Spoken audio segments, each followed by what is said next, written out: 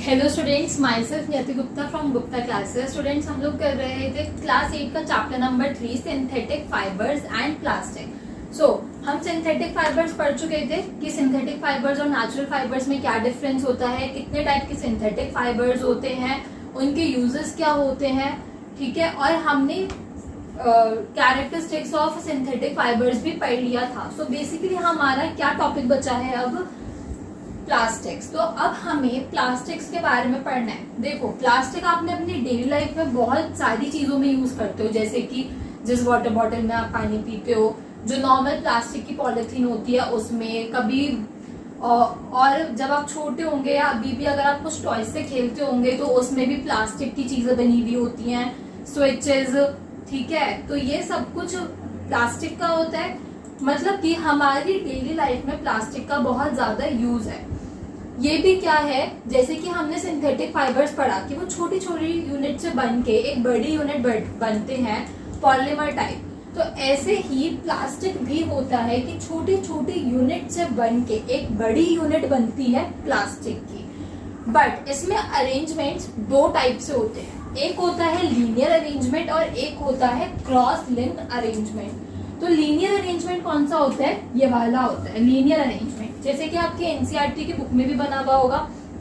This is linear arrangement and this is cross linked arrangement. Okay, so linear and cross link arrangement of plastic होता है। Plastic is also a polymer, plastic भी एक polymer है जैसे कि synthetic fibres.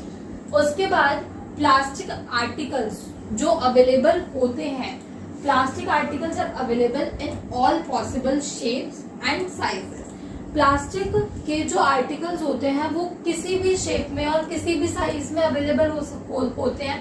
जैसे कि आप एक छोटी बॉटल की बात ले लो और एक बड़ी बॉटल की बात ले लो, तो उन्हीं दोनों के साइज में और शेप में इतना ज्यादा फर्क है। फिर उसके बाद आप किसी टॉय की बात ले लो या फिर पॉलिथीन ले लो, तो इनके स्ट्रक्चर्स में, साइज में, शेप में कितना ज्यादा डिफरेंस है, राइट।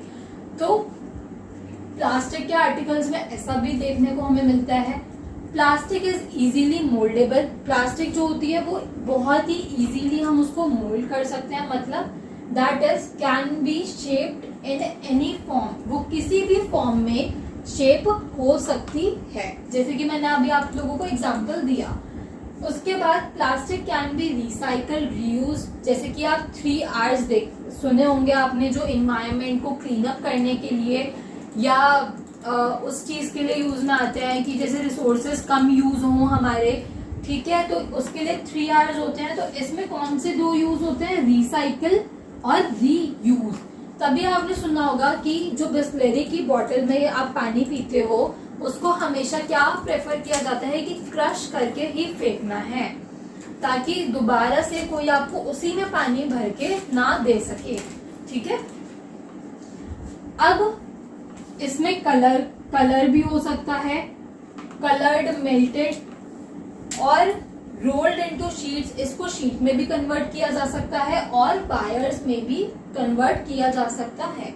अब इसी के बेस पे 2 टाइप्स में डिवाइड है प्लास्टिक, एक है थर्मोप्लास्टिक्स और एक है थर्मोसेटिंग प्लास्टिक्स, ठीक है। अगर प्लास्टिक की कैरेक्टरिस्टिक्स पूछें तो ये हो सकती है, ये भी हो सकती है कैरेक्टरिस्टिक, और इसमें से भी कुछ कुछ पॉइंट्स हो सकते हैं, जैसे कि rolled into sheets and made into wires, melted, coloured, ये सब भी इसके कैरेक्टरिस्टिक में आ गए, ठीक है। अब थर्मोप्लास्टिक्स पे आते हैं। थर्मोप्लास्टिक्स क्या होते हैं कि जिनको हमने, मान लो कि एक बारी किसी प्लास्टिक को शेप दे दिया, उसके बाद उसको हीट अप करने के बाद हम उसकी शेप दोबारा से चेंज कर सकते हैं, उसको बोलते हैं थर्मोप्लास्टिक, और उसको बेंट भी कर सकते हैं। Such plastics which gets deformed easily, deformed मतलब जिनका शेप और साइज उसके बाद चेंज हो सकता है, deformed easily on heating, heat करने के बाद, and can be bent easily are known as thermoplastics, और बेंट भी जो इजीली हो सकती है उनको हम बोलते हैं थर्मोप्लास्टिक्स। एग्जाम्पल क्या है, पॉलिथीन और पीवीसी। पॉलिथीन कोई भी सामान लाना हो, सब्जी वगैरह लानी हो, आप पॉलिथीन का यूज करते हो। पीवीसी की वायर्स भी आती हैं, पीवीसी उसमें भी यूज होता है, ठीक है। ये हो गए इसके एग्जांपल्स। अब इसके यूजेस क्या है थर्मोप्लास्टिक्स के? मैन्युफैक्चरिंग टॉयज भी मैन्युफैक्चर हो सकते हैं, कॉम्स भी, और डिफरेंट डिफरेंट टाइप के कंटेनर्स भी मैन्युफैक्चर हो सकते हैं, ठीक है।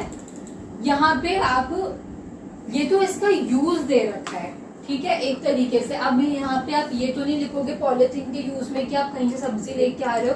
So this is the basic use, okay. अब आते हैं थर्मोसेटिंग प्लास्टिक पे। थर्मोसेटिंग प्लास्टिक कौन सी होती है कि अगर आपने उसको एक बारी किसी शेप, कोई भी शेप दे दी, शेप या साइज, उसके बाद अगर आप उसे हीट भी कर लो तो भी आप उसको चेंज नहीं कर सकते, ठीक है। वो सॉफ्ट नहीं होगा हीट करने के बाद भी, उसको हम बोलते हैं thermosetting plastic. There are some plastics which when moulded once, एक बारी मोल्ड कर दिया, can not be soften by heating, तो हीटिंग के बाद भी सॉफ्ट नहीं होगा। These are called thermosetting plastics. ऐसी प्लास्टिक्स को क्या बोलते हैं? Thermosetting plastic. उसके बाद एग्जांपल क्या है इसका? Melamine and Bakelite.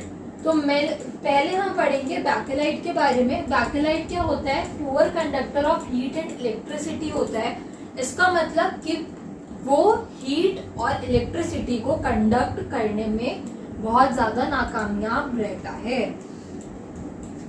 ठीक है। पुअर कंडक्टर यही होता है, इसका मतलब कि हीट और इलेक्ट्रिसिटी को पास नहीं कर सकता। ये बैकेलाइट जो होता है वो किस में यूज में आता है? इलेक्ट्रिकल स्विचेस बनाने में, जो हमारे इलेक्ट्रिकल बोर्ड पे लगे हुए होते हैं, हैंडल में, और बहुत सारे यूटेंसिल्स में। मतलब कि बहुत सारे यूटेंसिल्स के हैंडल में ये यूज होता है, क्योंकि हम हैंडल से पकड़ के किसी चीज को उठाते हैं ना, तो वो गर्म होगी तो हम कैसे उठा पाएंगे, तो बस वहीं पे ये यूज होता है।